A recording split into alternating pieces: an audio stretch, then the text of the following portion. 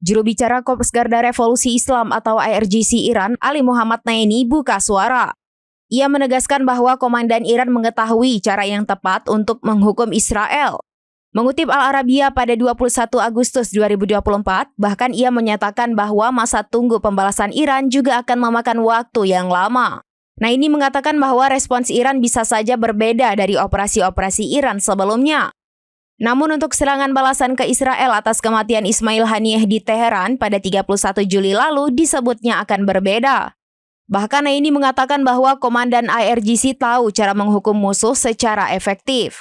Menekankan bahwa Iran tidak mudah mengambil tindakan tergesa-gesa sebagai aksi pembalasan ke Israel.